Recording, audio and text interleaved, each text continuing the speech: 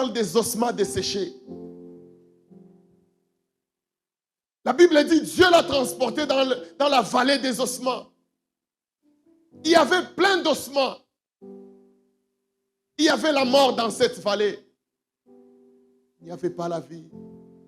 Non seulement il y avait la mort parce qu'il n'y avait même pas de cadavre, il y avait des ossements. La mort est arrivée là-bas il y a très longtemps. Non seulement il y avait des ossements, et ces ossements étaient desséchés, éloignés les uns des autres. Comme pour dire, pour former les os d'un seul homme, c'était impossible. Oui, ça c'est le fémur, ça c'est l'omoplate, ou c'est quel os.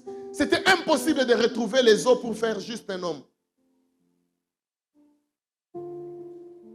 Mais lorsque le Saint-Esprit a soufflé sur cette vallée, les os se sont rapprochés. Les os savaient que nous appartenons à tel homme. Nous sommes de tel groupe. Et les os se sont réunis, se sont regroupés pour former des hommes. Et lorsque le Saint-Esprit a encore soufflé, il y avait maintenant des cadavres. La chair a poussé. Il y avait des cadavres. L'Esprit a soufflé sur ces cadavres. Et la Bible dit, ces gens reprirent vie. Et c'était une armée puissante. La Bible dit, ces os, c'est toute la maison d'Israël. Vous avez longtemps pleuré. Vous dites, notre espérance est morte. Nous sommes perdus. Mais gloire soit rendue à notre Dieu, le Dieu qui donne la vie là où il y a la mort. Alléluia. Le Dieu qui donne la vie là où il y a la mort. Nous avons dit, la mort peut toucher plusieurs domaines de notre vie. La mort peut toucher la famille. Nous voyons des divorces. Nous voyons des enfants qui n'écoutent pas. La mort a touché les finances. On ne sait pas payer les études des enfants. On est en difficulté pour nourrir les enfants. La mort a touché la santé. Les gens sont tout le temps malades dans les maisons. La mort a touché. La mort a touché. La mort a encore touché. Et la bonne nouvelle que nous avons donnée hier, c'est que Jésus-Christ a vaincu la mort. Alléluia, alléluia. La Bible dit, j'entrerai dans vos tombeaux et je vous sortirai de vos tombeaux. Alléluia. Tout ce qui était mort va reprendre vie à cause de Jésus-Christ qui a vaincu la mort. Jésus-Christ qui a vaincu la mort. Il a vaincu la mort. Il a vaincu la mort. Et ce soir, nous allons lire 2 portions de l'Écriture pour continuer dans cette lancée où Jésus-Christ a vaincu la mort. Nous lisons dans Matthieu chapitre 27, du 50e au 53e verset. Nous allons aussi lire dans 1 Thessaloniciens chapitre 4, du 15e au 17e verset. Soit dit en passant, cette soirée et même ce message, il va passer sous le thème de la méditation. Alléluia. Alléluia. Ce message de ce soir va servir à te faire réfléchir, à me faire réfléchir, à nous faire réfléchir. Alléluia. Matthieu 27, 50 à 53, je m'en vais lire la parole de Dieu dans la version du Semeur. À ce moment, Jésus poussa de nouveau un grand cri et rendit l'esprit. Et voici qu'au même instant, le rideau du temple se déchira en deux. De haut en bas, la terre trembla, les rochers se fondirent. Des tombeaux s'ouvrirent et les corps de beaucoup d'hommes fidèles à Dieu qui étaient morts ressuscitèrent. Ils quittèrent leurs tombeaux et après la résurrection de Jésus, ils entrèrent dans la ville sainte où beaucoup de personnes les virent. Amen. 1 Thessaloniciens 4, 15 à 17. Voici en effet ce que nous vous déclarons d'après la parole du Seigneur. Nous, les vivants restés pour l'avènement du Seigneur, nous ne dévancerons pas ceux qui sont morts. Car le Seigneur lui-même a un signal donné à la voix d'un archange. et au son de la trompette de Dieu descendra du ciel. Et les morts en Christ ressusciteront premièrement. Ensuite, nous les vivants, qui serons restés, nous serons tous ensemble enlevés avec eux sur des nuées à la rencontre du Seigneur dans les airs. Et ainsi, nous serons toujours avec le Seigneur. Est-ce qu'on peut acclamer cette parole?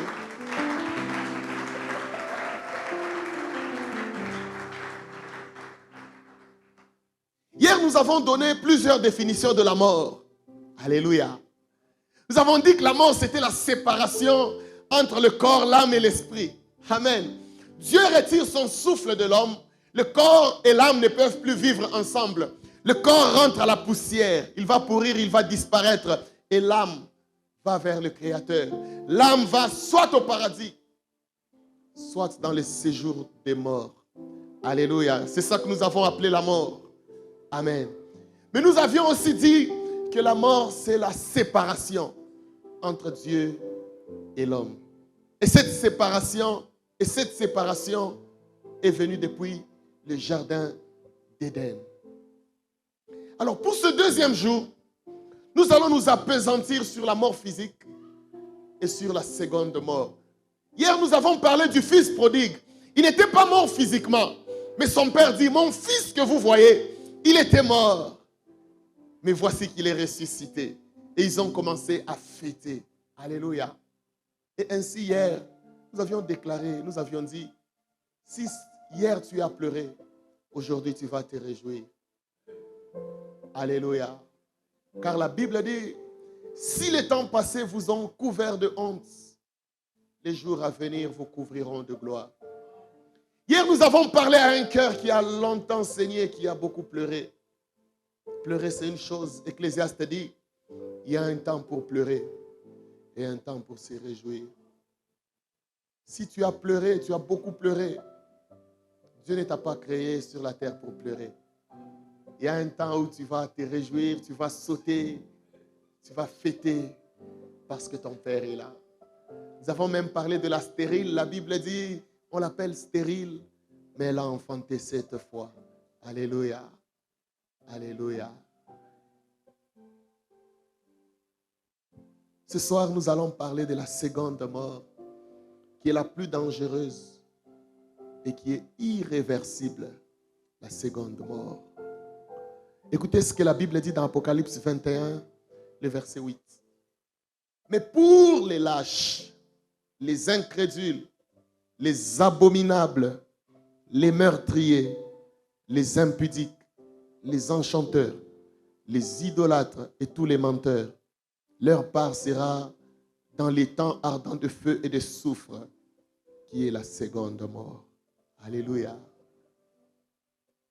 Adam et Ève étaient dans le jardin. Ils étaient dans le bonheur. Jusqu'à ce qu'ils ont désobéi à Dieu. Et la mort s'est installée sur la terre. La mort s'est installée sur la terre. Lorsque Dieu a créé l'homme, c'était pour que l'homme vive éternellement et dans le bonheur. Dieu n'a pas créé l'homme pour qu'il tombe dans la malaria, je ne sais pas, dans toutes sortes de maladies que nous connaissons. Ce n'est pas ça la volonté de Dieu. Ces choses ont pour l'origine la désobéissance.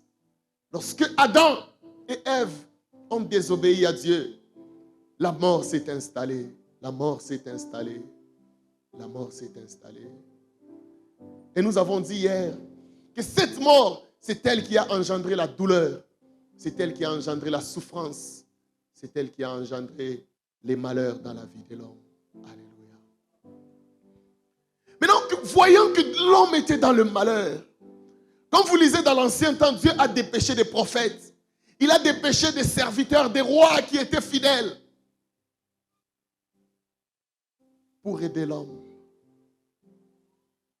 Il a même mis sur pied des stratégies pour arranger la relation entre l'homme et Dieu.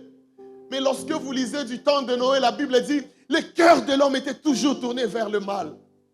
Le cœur de l'homme était toujours tourné vers ce qui est mauvais. Jusqu'à ce qu'il a décidé de descendre lui-même pour sauver l'homme.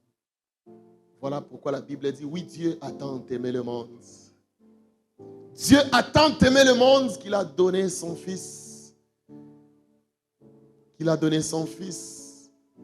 Qu'il a donné son Fils pour nous donner la vie.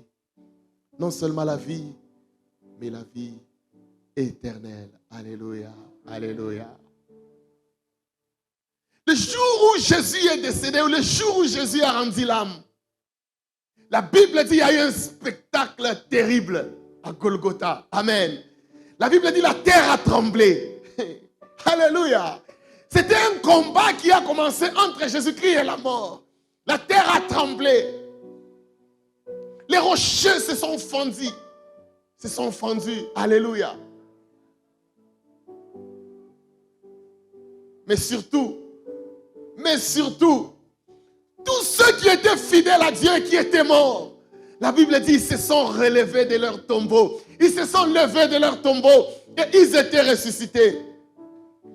Et la Bible insiste même qu'après la résurrection de Jésus, ils ont fait un tour à Jérusalem, dans la ville sainte.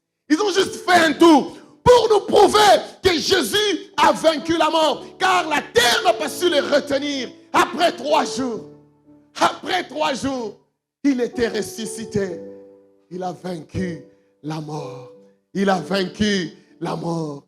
Il a vaincu la mort. Alléluia, alléluia, alléluia. Jésus-Christ a vaincu la mort. Tous les morts qui étaient fidèles à Dieu, ils étaient ressuscités parce que Jésus a vaincu la mort. Ce soir, j'aimerais donner 5 vérités au sujet de la mort et comment y échapper. 5 vérités au sujet de la mort et comment y échapper.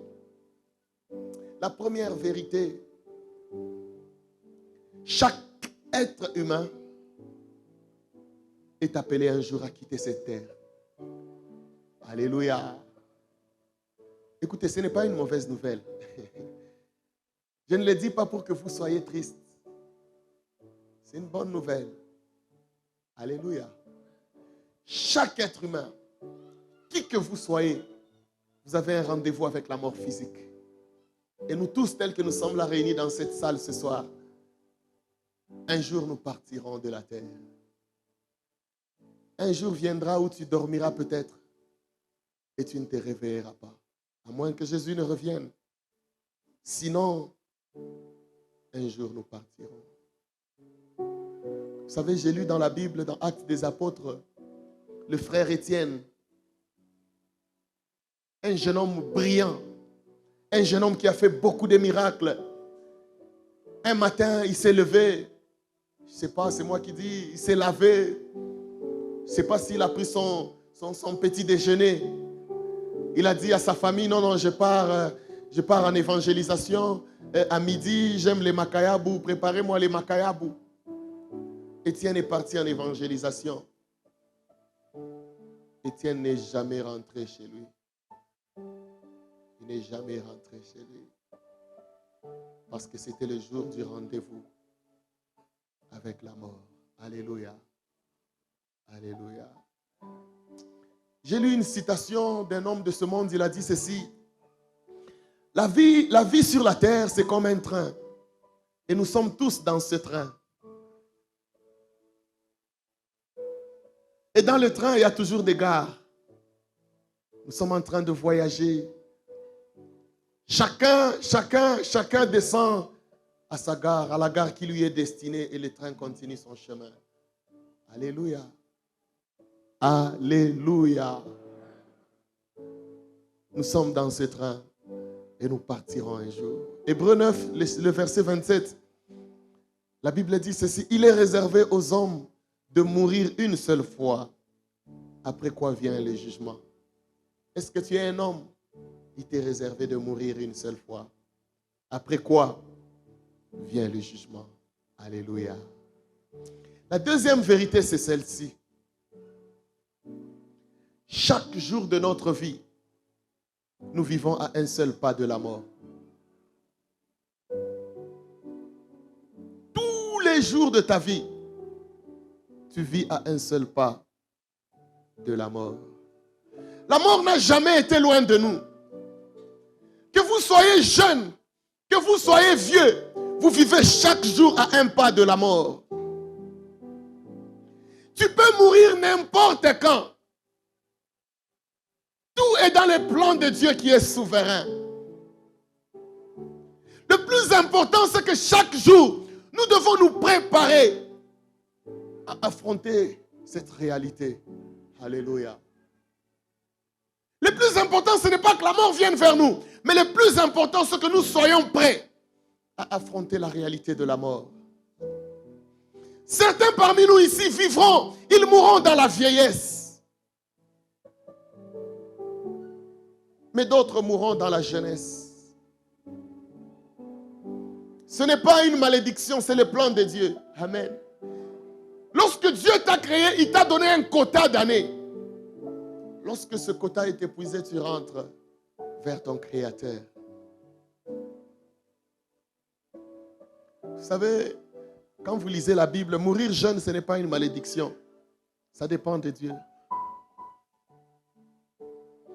Étienne dont j'ai parlé, il est mort jeune. Jean-Baptiste, Jésus a dit, jamais homme n'a fait comme lui. Tous ceux qui sont nés d'une femme, aucun n'est comme Jean-Baptiste. Mais Jean-Baptiste est mort à la fleur de l'âge, à la trentaine. Était-il maudit? Il n'y a pas eu un seul homme. Tous ces hommes-là que nous avons connus sur la terre, les Élie, les Moïse, la Bible dit, Jean-Baptiste les dépasse tous. Jean-Baptiste est mort jeune. Tu peux mourir jeune. Je peux mourir jeune. Tu peux mourir d'une maladie grave. Tu peux aussi mourir d'une toux. Les gens peuvent mourir dans un accident de circulation. Mais chacun partira à sa façon. Et Dieu seul sait les secrets. Dieu seul sait comment tu partiras de ce monde. Chacun à sa façon. Chacun à sa façon. S'il y a des gens qui sont morts jeunes dans la Bible, mais il y a des gens comme Siméon, ils ont même demandé, Seigneur, prends ton serviteur. Prends-moi maintenant. J'ai longtemps vécu. J'ai même réalisé, tu as même réalisé ta pensée sur ma vie. Tu peux maintenant me prendre. La troisième réalité, c'est celle-ci, au sujet de la mort. Votre richesse ou votre pauvreté, votre notoriété ou même la gloire que vous avez dans ce monde ne pourront pas vous aider face à la mort. La richesse ne peut rien face à la mort. Les gens qui sont pauvres, ils pensent qu'ils sont protégés. Même la pauvreté ne peut rien face à la mort.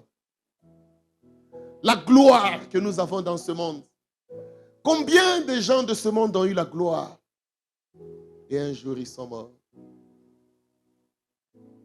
J'ai aimé un jour, j'aime parler de ce monsieur Steve Jobs.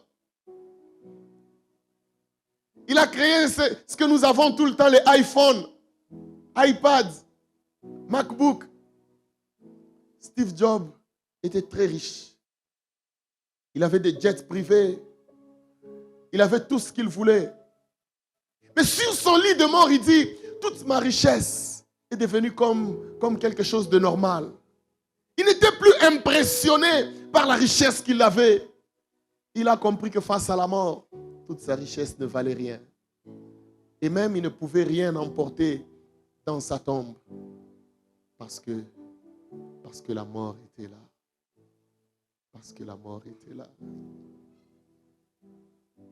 Job dit, nul nous sommes venus dans ce monde, nul nous repartirons de ce monde. Tu n'emporteras rien le jour de ta mort. Alors, rien des choses de ce monde, à part les œuvres que tu as faites sur la terre. Tu n'emporteras rien.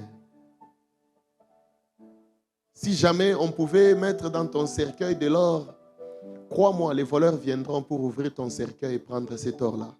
Tu n'emporteras rien. Et même si cet or restait, ça ne te servira à rien. Tu n'es pas dans ce tombeau-là. Tu seras dans une autre réalité. Alléluia. La quatrième chose, là où ça devient intéressant, la quatrième chose, quatrième vérité au sujet de la mort. La repentance est le seul moyen pour échapper à la seconde mort. Matthieu chapitre 3, 1 et 2, et même le verset 8. C'est Jean-Baptiste qui prêche. En ce temps-là parut Jean-Baptiste prêchant dans le désert de Judée. Il disait, repentez-vous, car le royaume des cieux est proche. Au verset 8, il dit, produisez donc du fruit digne de la repentance. Frères et sœurs, le message de ce soir, repentez-vous, repentons-nous, car le royaume des cieux est proche. Le royaume des cieux est proche. Repentez-vous. Produisons du fruit digne de la repentance. Pierre dit dans Acte 3, le verset 19, repentez-vous donc et convertissez-vous pour que vos péchés soient effacés. Et même Paul dans Acte chapitre 26, le verset 20, il dit au roi Agrippa, il dit, à ceux de Damas d'abord, puis à Jérusalem, dans toute la Judée, et chez les païens, j'ai prêché la repentance et la conversion à Dieu avec la pratique des œuvres dignes de la repentance. Jésus-Christ est descendu sur la terre. Il a prêché la repentance. Il a prêché la repentance. Jean-Baptiste a prêché la repentance. Pierre a prêché la repentance. Paul a prêché la repentance. Et même tous les apôtres, ils ont prêché la repentance, qui est le seul moyen d'échapper à la mort éternelle. Car Jésus-Christ a déjà tout fait à la croix de Golgotha. Il a fait tout le travail. Notre part, c'est d'accepter cela et de ne pas endurcir notre cœur. Alléluia. Jésus-Christ a fait le travail. Notre travail à nous, c'est de l'accepter, de nous repentir pour hériter la vie éternelle. Alléluia. Alléluia. Repentons-nous, frères et sœurs. Repentons-nous, bien-aimés.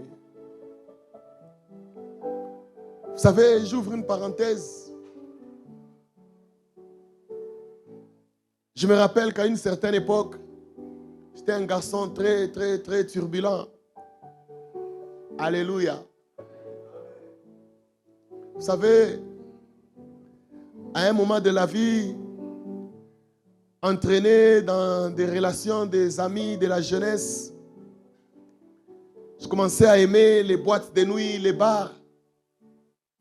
Vous savez, ma mère est dans la salle, je ne voudrais pas lui donner le micro parce qu'elle risque de me massacrer. J'ai été l'un des enfants l'un des enfants compliqués de la maison. Tout le temps, je rentrais à 1h du matin, à 2h du matin. Quand je trouvais un peu d'argent, je comptais ça en termes de bière. J'ai commencé à fumer avec des amis. Même mardi, alors que tout le monde, les gens vont dans les boîtes de nuit les week-ends. Nous, on était mardi. Il n'y avait même pas de gens dans la boîte, on était à 8. Un soir, alors qu'on est dans cette boîte de nuit, le 15 juillet 2007, c'était l'anniversaire d'un ami. On était dans cette boîte de nuit.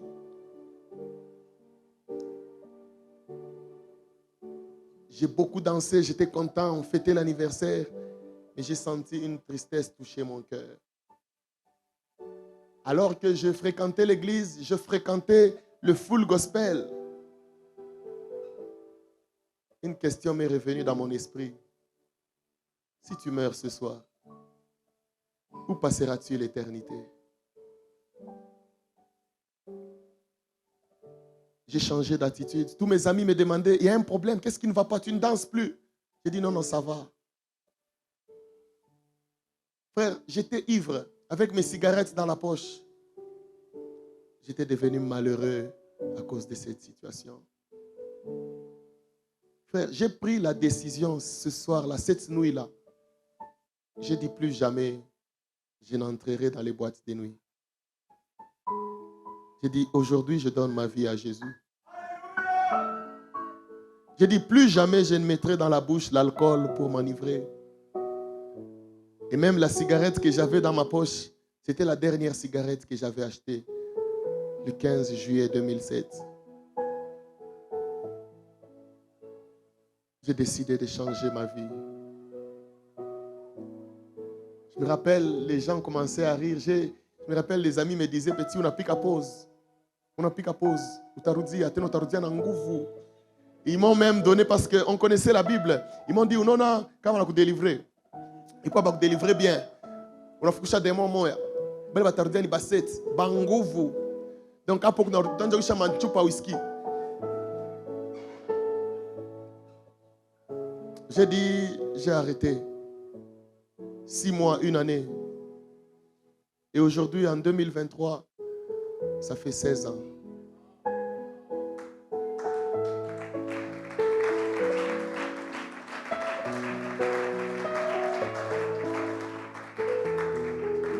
La repentance, c'est un regret. La repentance, c'est une douleur que l'on ressent à cause de ses péchés. La repentance, c'est une souffrance intérieure du fait d'être séparé de Dieu. Et la vraie repentance débouche toujours sur la conversion. Tu ne peux pas dire à Dieu, pardonne-moi parce que j'ai fait telle chose, et tu ne changes pas. Pierre dit, repentez-vous donc et convertissez-vous pour que vos péchés soient effacés. Pour que vos péchés soient effacés. Soient effacés. La repentance, c'est une rupture totale entre l'ancienne vie et la nouvelle vie en Jésus-Christ. Alléluia, alléluia. La repentance, c'est un passage de la mort à la vie. La repentance, c'est le passage d'une vie de péché à une vie de sanctification.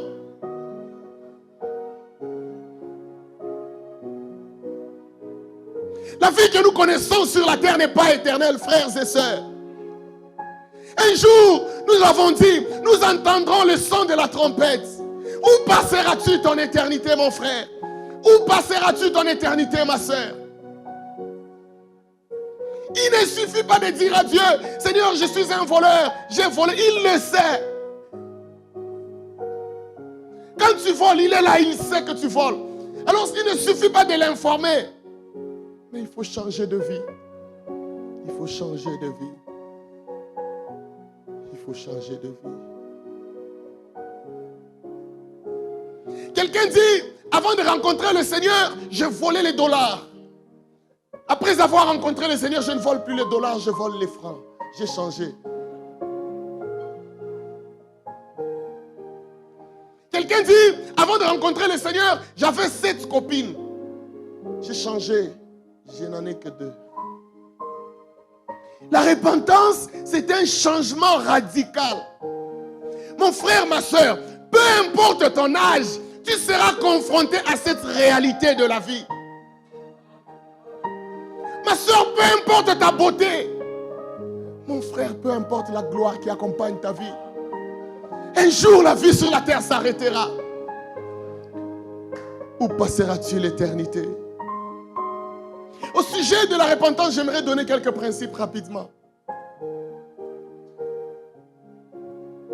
Allez tous les dimanches à l'église, et même en semaine, ne signifie pas que vous êtes sauvés de la mort éternelle. Il faut changer de vie. Venir dans les soirées du Saint-Esprit de Providence Worship Room ne signifie pas que vous êtes sauvés. Il faut changer de vie.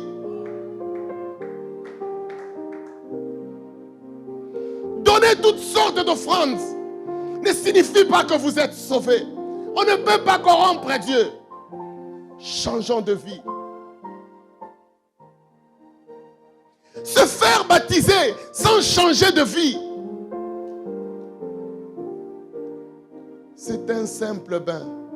qui ne peut pas te sauver de la mort éternelle. Ce n'est pas parce qu'on t'a plongé dans l'eau que tu es sauvé. Change de vie, mon frère. Change de vie, ma sœur. Écoutez la parole de Dieu, même du plus grand prédicateur du monde, ne signifie pas que vous êtes sauvé. Le plus important, ce n'est pas d'écouter la parole, mais le plus important, c'est de la mettre en pratique. En pratique. En pratique. Lorsque vous mettez la parole de Dieu en pratique, c'est alors qu'elle vous communique la vie. C'est alors qu'elle vous communique la vie. Judas a écouté la parole de la bouche de Jésus-Christ lui-même. Judas n'est pas sauvé. Judas n'est pas sauvé.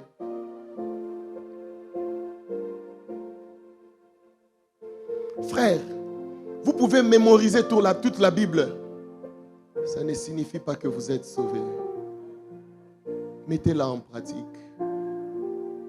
Mettez-la en pratique. Mettez-la en pratique. Aujourd'hui, tout le monde se dit chrétien. Mais très peu se préparent pour la vie éternelle. Beaucoup nous sommes chrétiens par intérêt.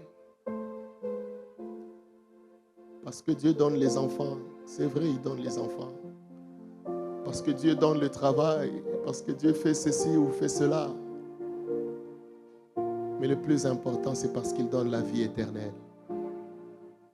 La vie éternelle. Écoutez, servir Dieu, prêcher, prophétiser, chanter, ne signifie pas que tu es sauvé. Change de vie. J'aimerais même exagérer. Avoir un titre à l'église. Je suis pasteur. Je suis apôtre. Je suis bishop. Sa grâce. Je suis président de l'intercession. Je suis président de la JPC. Président de l'évangélisation. Ça ne signifie pas que tu es sauvé. Change de vie. Change de vie. Fréquentez les serviteurs de Dieu. Fréquentez les hommes de Dieu. Il y a des gens qui connaissent tous les pasteurs de la ville. Ils se connaissent, ils sont tout le temps. Non, écoutez, je connais tel pasteur, tel je connais, tel je connais. Fréquentez les serviteurs de Dieu. Même ceux qui sont dans la vérité. Ne signifie pas que vous êtes sauvés. Changeons de vie. Changeons de vie. Nous devons commencer par tuer le vieil homme pécheur. Qu'est-ce que tu faisais avant de rencontrer Jésus? Qu'est-ce que tu fais maintenant? Ma soeur, le salut, c'est aller rompre avec ce copain que tu entretiens dans le secret. C'est ça être sauvé. Arrêtez avec le péché. La seule chose qui nous a mis dans cette situation, c'est le péché. C'est à cause du péché que nous en sommes là. S'il y a des gens qui s'entretuent, s'il y a des gens qui sont méchants dans ce monde, s'il y a des gens qui font tout ce qu'on ne peut imaginer, c'est à cause du péché.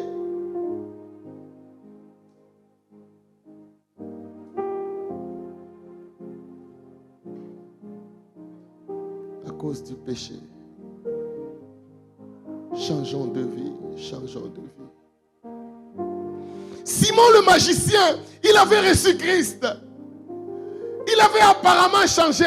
Il vivait à côté des disciples. Avec Philippe, il était à côté de Philippe. Il écoutait la parole. Mais en réalité, il n'avait jamais changé. Il n'avait jamais changé. Et il a été maudit. Il a été maudit. Géasi a vécu auprès du prophète Élisée. Sûrement on l'appelait prophète Géasi, prophète Géasi, prophète Géasi. Mais il a fini sa course avec la lèpre, car il n'avait pas changé de vie. Car il n'avait pas changé de vie. Je l'ai dit, Judas Iscariote, il a vécu auprès de Jésus. Judas Iscariote a guéri les malades. Il a travaillé avec les autres disciples, avec les autres apôtres. Il n'avait jamais changé de vie. Et il a fini pendu. Il a fini pendu. Il a fini pendu. Beaucoup de gens vont affronter la seconde mort, bien qu'étant tous les jours à l'église. Beaucoup de gens vont affronter la seconde mort, bien qu'étant tous les jours à l'église. Ce soir, je l'ai dit au début, c'est un soir de méditation. C'est un soir de méditation. Tel que je suis sans rien en moi, sinon ton sang versé pour moi et ta voix qui m'appelle à toi l'agneau de Dieu, je viens. Je viens tel que je suis sans rien en moi, sinon ton sang versé pour moi et ta voix qui m'appelle à toi l'agneau de Dieu, je viens,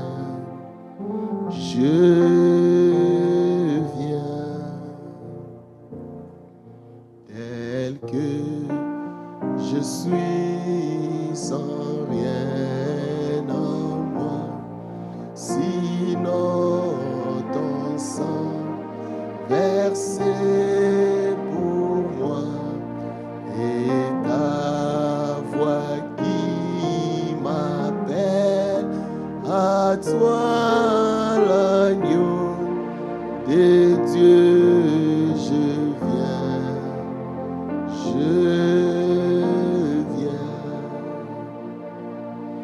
La cinquième vérité au sujet de la mort, c'est celle-ci. La trompette va bientôt sonner et chacun recevra son salaire. La trompette de Dieu va bientôt sonner et chacun recevra son salaire. Tous ceux qui sont morts dans le Seigneur, la Bible dit ils vont se réveiller de leur sommeil. Alléluia. La mort dans le Seigneur, c'est un sommeil. Si tu es mort, si tu meurs dans le Seigneur, tu n'es pas mort. Tu dors. Même au début de ce passage, Jésus-Christ dit, je vais vous révéler ce qui se passe au sujet de ceux qui dorment. Tous ceux qui sont morts dans le Seigneur, ils ne sont pas morts, ils dorment. Parce que la mort dans le Seigneur, c'est un sommeil. Car tous ceux qui sont morts dans le Seigneur, au son de la trompette, ils se réveilleront tous. La Bible dit, les vivants seront transformés.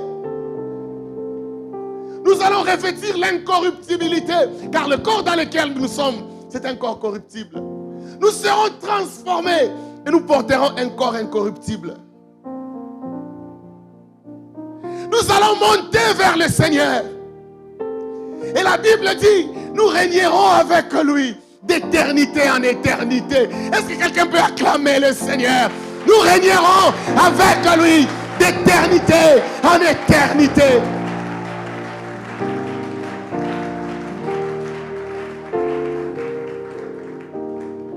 nous régnerons avec lui d'éternité en éternité. Ceux qui refusent de donner leur vie à Jésus, ou même ceux qui refusent de changer de vie, ceux qui demeurent attachés au plaisir du monde, la Bible dit ils seront jugés et jetés en enfer. C'est ce que la Bible dit, la seconde mort. Et c'est ça la mort la plus dangereuse. C'est ça la mort la plus dangereuse. La mort la plus dangereuse. Mon frère, venir ici ne te sauve pas. Aller à l'église ne te sauve pas. Il faut aller à Christ.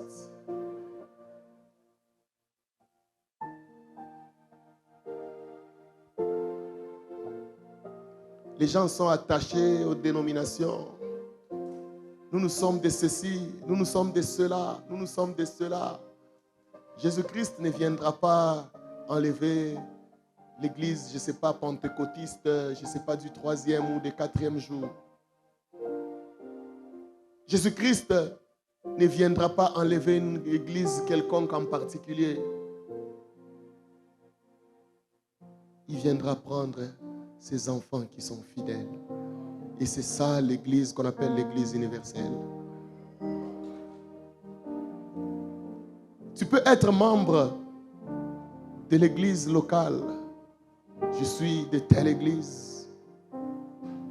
Et ne pas être sauvé. Donne ta vie à Jésus-Christ. Et cela passe par la repentance. Cela passe par la repentance.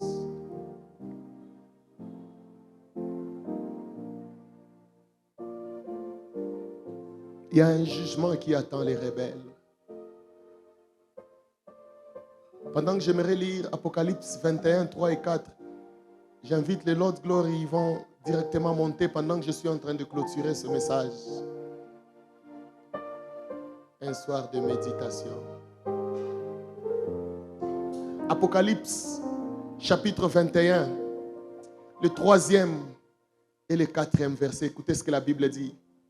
Et j'entendis du trône une forte voix qui disait, voici le tabernacle de Dieu avec les hommes. Il habitera avec eux et ils seront son peuple. Et Dieu lui-même sera avec eux. Écoutez ce qu'il dit. Il essuiera toutes larmes de leurs yeux. Et la mort ne sera plus. Il n'y aura plus ni deuil, ni cri, ni douleur. Car les premières choses auront disparu. Frères, sur la terre, nous sommes confrontés à la douleur. Sur la terre, nous sommes appelés à pleurer. Nous avons des enfants malades. Nous avons des situations qui nous compliquent. Lorsque nous entrerons dans la nouvelle Jérusalem, la Bible me dit, il n'y aura plus la douleur dans cette Jérusalem-là. Il n'y aura plus de deuil. Frère, il n'y aura même pas de pluie qui vous complique la vie. Il n'y aura pas de soleil qui vous brûle. Dieu lui-même sera avec nous. Nous entrerons dans la présence de Dieu. Nous le verrons face à face. Face à face. Lui-même, il nous éclairera.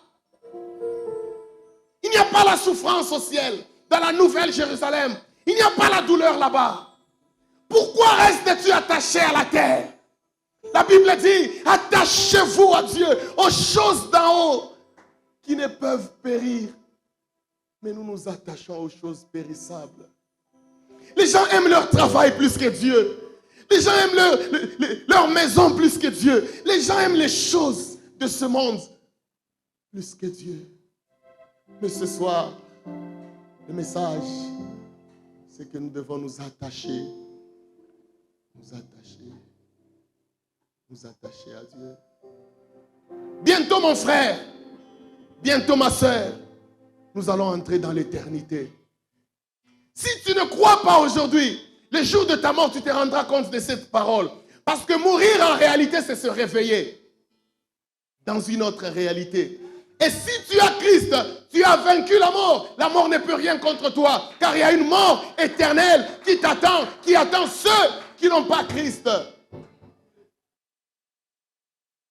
Tout ce que l'homme avait perdu dans les jardins, Nous l'aurons cette fois-ci pour l'éternité. Nous l'aurons cette fois-ci pour l'éternité. Jésus-Christ a vaincu la mort. Jésus-Christ a vaincu la mort. C'est à toi de faire le reste en lui donnant totalement ta vie. Jésus-Christ a vaincu la mort. Est-ce que quelqu'un peut réfléchir sur sa vie? Où passeras-tu ton éternité? Ceux qui ont donné leur vie à Jésus-Christ, ils iront dans la joie éternelle. Ceux qui n'ont pas changé de vie, ils resteront dans la souffrance éternelle. Où passeras-tu ton éternité?